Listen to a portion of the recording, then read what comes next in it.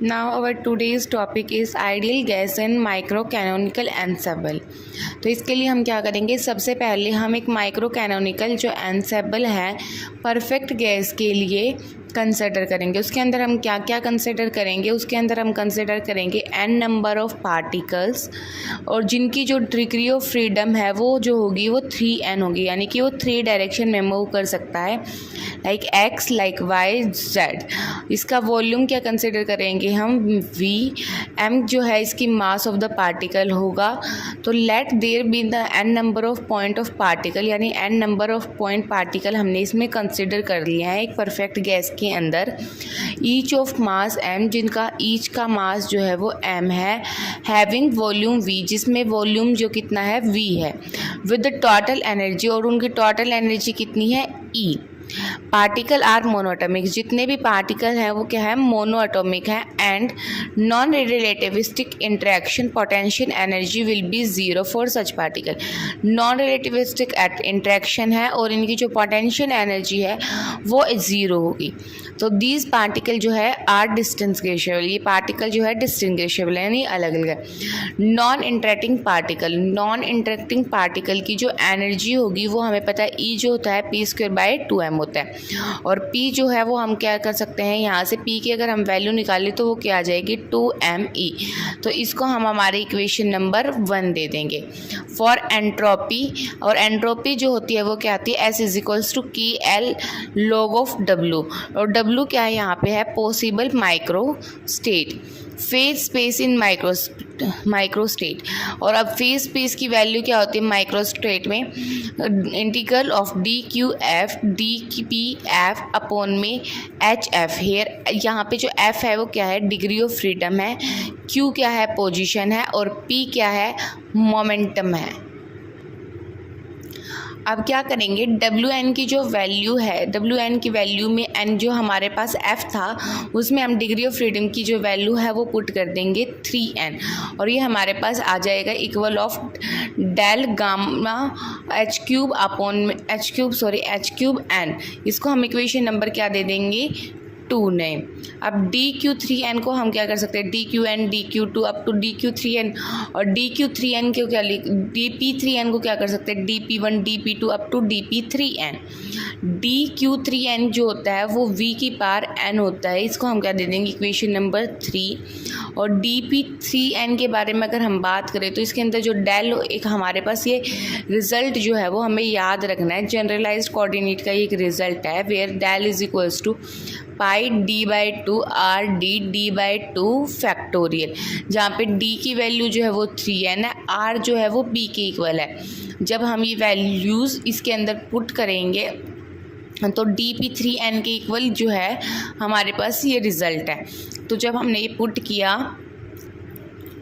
अब हमने यहाँ पे पुट कर दिया, d की वैल्यू जो है वो 3n, यहाँ पे d की वैल्यू थी वो 3n, यहाँ पे भी d की वैल्यू जो थी वो 3n, यहाँ पे भी जो d की वैल्यू थी 3n बाय में 2 फैक्टोरियल। अब WN जो होता है जो हमारे पास नंबर ऑफ माइक्रोस्टेट, यहाँ पे DQ की जो वैल्यू आई थी हमारे पास v की पावर VN, वो इक्वेशन नंबर 2 में पुट कर दी, और जो DP3n की वैल्यू थी वो हमारे पास पुट कर दी, तो हमारे पास ये जो रिज़ल्ट है वो आ गया। तो हम इसको इक्वेशन नंबर 5 नेम दे देंगे।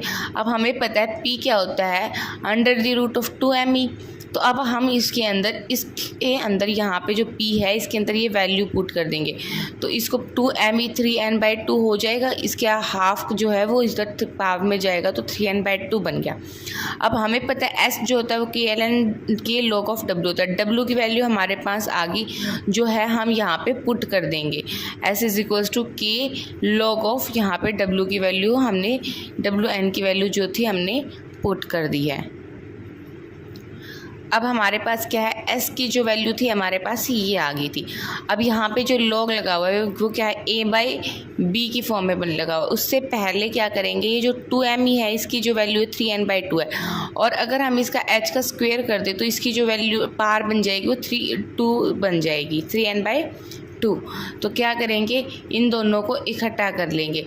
तो यहाँ पे बन जाएगा Vn 2MEH² 3n/2, और यहाँ पे जो पाई की वैल्यू थी 3n/2 वो भी क्या ले गए, इसके अंदर ले गए। तो हमारे पास ये बन गया अपॉन में 3n/2 फैक्टोरियल।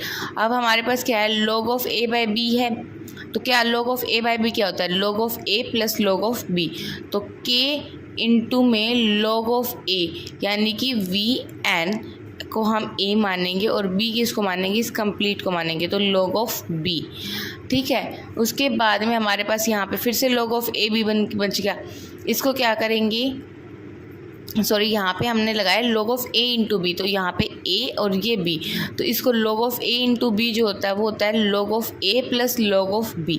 तो यहाँ पे हो गया, और अब log of a by b लगाएंगे इस टर्म के ऊपर, तो ये वाली जो टर्म है वो a बन जाएगी हमारे पास, और ये वाली टर्म जो है हमारे पास वो b बन जाएगी। उसके बाद हम स्टर्लिंग अप्रॉक्सीमेशन लगाएंगे, जो हमारे पास होता है log of x factorial is equals to x log of x। तो s इसके ऊपर जैसे ही हम स्टर्लिंग अप्रॉक्सीमेशन लगाते हैं तो हमारे पास बन जाएगा n के log ऑफ v। नॉर्मली हम log के अंदर लिख सकते हैं, जब log के अंदर कोई भी वैल्यू होती है तो उसकी पावर को आगे लिख सकते हैं, तो यहाँ पे लिख दिया n के log ऑफ v। सिमिलरली यहाँ पे 3n/2 को क्या लिख देंगे, यहाँ पे इंटू में k log of 2m pi by m into में h² minus k log of. अब यहाँ पे हम क्या लगाएंगे, स्टर्लिंग अप्रॉक्सीमेशन। जैसे ही यहाँ पे स्टर्लिंग अप्रॉक्सीमेशन लगेगा वो क्या बन जाएगा, k 3n/2 log of 3n/2 minus 3n/2। अब जैसे हम इसको सॉल्व करेंगे तो इसके अंदर माइनस का साइन इधर लेके जाएंगे, तो ये माइनस और ये प्लस बन गया। अब क्या है, n के log ऑफ v 3n के log ऑफ 2πme इंटू में ये जो है यहाँ पे भी क्या बन रहा है 2πme, तो ये जो है इसको इसके अंदर लेके चले जाएंगे। log है 3n/2 की है, तो ये सब कॉमन लेने के बाद हमारे पास ये टर्म आ जाएगी प्लस 3/2n। अभी कैसे किया है, इसके अंदर हमने मल्टीप्लिकेशन में इसलिए आ गई, तो अब हमारे पास s की जो वैल्यू है वो बन गई है n के log ऑफ v प्लस में 3/2n के log ऑफ 4πme अपॉन में h² इंटू में 3n प्लस 3n/2 के। ये जो हमारे पास है फाइनल एंट्रोपी आ गई। अब इसके अंदर हम इंटरनल एनर्जी की बात करें तो इंटरनल एनर्जी में स्टैटिस्टिकल टेम्परेचर का हमारे पास फॉर्मूला होता है 1/T is equals to curl S by curl E, जिसको T की वैल्यू अगर हम निकालेंगे तो 1/कर्ल S बाई कर्ल E बन जाएगा। S की वैल्यू हमारे पास है, curl S by curl E निकालेंगे यानी कि इसका डिफ्रेंशिएशन करेंगे तो इसके अंदर S की कोई भी टर्म नहीं है, तो ये अपने आप ज़ीरो हो जाएगा। इसके अंदर 3/2n के log ऑफ, इसके अंदर हम करेंगे जब, तो यहाँ पे ये वाली टर्म भी ज़ीरो हो जाएगी, बस ये वाली टर्म बचेगी। तो इसके अंदर जब हमने किया 4πme 3n का स्ट्रेस, तो हमारे पास ये वाला रिजल्ट आ गया। अब curl S by curl E के अंदर इसमें ये जो है टर्म इससे कट जाएगी, ये वाली टर्म इससे कट जाएगी, तो हमारे पास क्या बच गया 3/2n के E। और T की वैल्यू हमारे पास अब क्या है E बाय में, क्योंकि curl S by curl E की वैल्यू निकालते तो यहाँ हम पुट करेंगे तो क्या बन गया E/2 3/2n के, जहाँ पे अगर E की वैल्यू निकाले तो 3/2n KT, और यहाँ पे टाउ की वैल्यू क्या है KT। तो यहाँ पे जो KT की वैल्यू है उसकी जगह हम क्या रख देंगे टाउ, तो E की वैल्यू हमारे पास आ गई 3/2n KT।